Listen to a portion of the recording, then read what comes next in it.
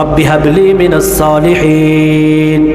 আয় আল্লাহ, আমার একটা নেককার সন্তান দান করেন। সন্তান দেওয়ার মালিক কে? সন্তান দেওয়ার মালিক কি পীর বাবা? পীর বাবা না, দুনিয়ার কেউ সন্তান দিতে পারে না। সন্তান দেওয়ার মাত্র কেবলমাত্র একজন মালিক, তিনি হলেন আমার আল্লাহ। ইব্রাহিম আলাইহিস সালাম দোয়া করে, আল্লাহ একটা নেককার সন্তান দাও, একটা নেককার সন্তান তোমার কাছে ভিক্ষা চাই। ইব্রাহিম আলাইহিস সালামের দোয়ায় আল্লাহ রাব্বুল আলামিন ইব্রাহিমরে জানায়া দিলেন, ফাবাশশারনাহু বিগুলামিন হালিম। ইব্রাহিম যাও যাও, আমি তোমার একটা সহনশীল ধৈর্যশীল নেককার পুত্র সন্তানের সুসংবাদ দিয়া দিলাম। ইব্রাহিম আলাইহিস সালামের সন্তান হলো ইব্রাহিম। সন্তানের নাম রাখলেন ইসমাঈল। ইসমাঈল আলাইহিস সালাম ফালাম্মা বালাগা মাআহুস সা'য়া, যখন বাবার সাথে হাঁটতে ফিরতে পারে, বাবার কাজে একটু সাহায্য সহযোগিতা করতে পারে, খেলার বয়সে যখন উপনীত হয়, ওই সময় আল্লাহ রাব্বুল আলামিন ইব্রাহিমকে স্বপ্ন দেখায়, ইব্রাহিম তোমার আদরের প্রিয় সন্তান ইসমাঈলকে তুমি আমি আল্লাহর জন্য কোরবানি করে দাও। ইব্রাহিম তো আল্লাহর ফয়সালায় সন্তুষ্ট। সন্তানদের জবে করার জন্য তিনিও প্রস্তুত রওনা হয়ে গেলেন। সন্তানের কাছে যাওয়ার পরে তিনি বলেন, ক্বালা ইয়া বুনাইয়া ইন্নী আরা ফিল মানামি আন্নী আযবাহুক। হে আমার সন্তান ইসমাঈল, আমাকে আল্লাহ স্বপ্ন দেখিয়েছে আমি তোমারে জবেহ করতেছি। ফানজুর মাযা তারা, আমি তোমারে জবেহ করব, কুরবানি করব, এই ব্যাপারে তোমার কি অভিমত? দেখেন সন্তান, ছোট্ট সন্তান কেমনে আল্লাহর ফয়সালায় সন্তুষ্ট। তিনি বলেন, ইয়া আবাতি ফাআল মা তুমার। আব্বাজান, আপনি যেই আল্লাহর ফয়সালায় সন্তুষ্টি প্রকাশ করে আমারে জবে করতে আসছেন, আমি ইসমাঈল ছোট্ট শিশু সন্তান ওই আল্লাহর ফয়সালায় সন্তুষ্টি প্রকাশ করে ছুরির নিচে যাইতেও দ্বিধা করব না। সাতাজিদুনি ইনশাআল্লাহু মিনাস সাবিরিন। আব্বাজান, আপনাকে যে আদেশ করা হয়েছে ওই আদেশ আপনি কার্যকর করেন, আমারে জবে করেন, আমারে একজন ধৈর্যশীল সন্তান পাবেন।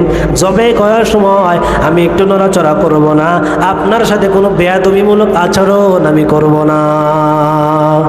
তাহলে চিন্তা করেন, ছোট্ট সন্তান, সেও ছিল আল্লাহর ফয়সালায় সন্তুষ্ট। এবারে আসি, ইব্রাহিম আলাইহিস সালামের স্ত্রী, তিনিও ছিলেন হাজেরা, তিনিও ছিলেন আল্লাহর ফয়সালায় সন্তুষ্ট।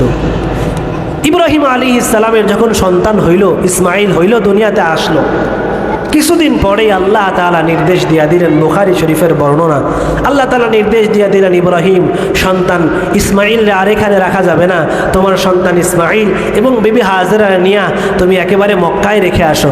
মক্কা তখনও মক্কা হয় নাই, ওইখানে কোনো মানুষ ছিল না, কোনো বসতি ছিল না, ওই সময় কিছুই ছিল না, শুধু মরুভূমি আর মরুভূমি। আল্লাহ হুকুম করলেন, ইব্রাহিম ইসমাঈল আর হাজেরারে নিয়ে তুমি ওই মরুভূমিতে রেখে আসো। ইসমাঈল তো ইব্রাহিম তো আল্লাহর ফয়সালায় সন্তুষ্ট, তিনি রাজি হয়ে গেলেন যে আল্লাহর ফয়সালায় এখন আমার সন্তান এবং আমার বেবিরে ওইখানে রেখে আসা লাগবে। আল্লাহর পয়গম্বর বলেন, খরাজা ইব্রাহিম খরাজা বিইসমাঈল ওয়া উম্মি ইসমাঈল। ইব্রাহিম আলাইহিস সালাম ইসমাঈল এবং ইসমাঈলের মা হাজেরারে নিয়ে মক্কার উদ্দেশ্যে রওনা করলেন। যাইতে যাইতে যাইতে যাইতে হাত্তা কদিমা মক্কা, মক্কা পর্যন্ত পৌঁছে গেছেন। মক্কায় যাওয়ার পর ইব্রাহিম আলাইহিস সালাম একটা গাছের ছায়ার নিচে ইব্রাহিম আলাইহিস সালাম তার পুত্র সন্তান ইসমাঈল এবং হাজেরারে একটা গাছের ছায়ায় রাখলেন। রাখার পর সুম্মা রাজা ইব্রাহিম ইলা আহলিহি, ইব্রাহিম আলাইহিস সালাম ছোট্ট সন্তান ইসমাঈল আর বিবি হাজেরারে ওই গাছের ছায়ায় রেখে আবার তার পুরা ওই উল্টা দিকে রওনা করলেন, যেই পরিবার থেকে আসছে ওই পরিবারের দিকে রওনা করলেন।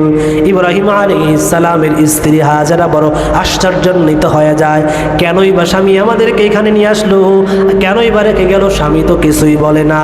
ফাত্তাবাতহু উম্মু ইসমাঈল, স্বামী যখন কিছু না বলে হাঁটা দিয়েছে, ইসমাঈল আলাইহিস সালামের মা হাজেরা পিছনে পিছনে ইব্রাহিম আলাইহিস সালামের পেছনে পেছনে হাঁটা শুরু করেছে। কেনই বা এখানে নিয়ে আসলো? স্বামী কিছুই তো বলে না, কার কাছে রেখে যাচ্ছে এটা তো কিছুই বলে না। আল্লাহর পয়গম্বর বলেন ফানাদাতহুম মিন ওয়ারাইহি, পেছন দিক থেকে ইব্রাহিমের স্ত্রী হাজেরা ডাক দিয়া বলে, পিছন দিক থেকে হাজেরা ডাক দিয়া বলে, ইয়া ইব্রাহিম ইলা মান তাতরুকুনা, ইব্রাহিম আপনি কার নির্দেশে, কার কাছে আপনি আমাদেরকে রেখে যাচ্ছেন? হাদিসের মধ্যে আসছে ইব্রাহিম আলাইহিস সালাম তখনও পিছনের দিকে তাকায় না। স্ত্রী যে বলল কার কাছে রেখে যাচ্ছে, এ কথার জবাব তো একটা দেওয়া লাগবে। জবাব দেওয়ার জন্য ইব্রাহিম পিছনে তাকায় নাই, বরং সামনে হাঁটতেছে তো হাঁটতেছে। স্ত্রীর জবাব দেওয়ার জন্য শাহাদাত আঙ্গুল আসমানের দিকে উঠায় বলে, ইলাল্লাহ, আল্লাহর ফয়সালায়, আল্লাহর কাছে তোমাদেরকে রেখে যাচ্ছি। এবার দেখেন স্ত্রী কি পরিমাণ আল্লাহর ফয়সালায় সন্তুষ্ট। স্ত্রী এবার বলে, ক্বালাত রাদিতু বিল্লাহ, স্বামী আপনি যান, আপনার কোনো চিন্তা করা লাগবে না। আপনি সেই আল্লাহর ফয়সালায় সন্তুষ্টি প্রকাশ করে আমাদেরকে মরুভূমির প্রান্তরে রেখে যাচ্ছেন।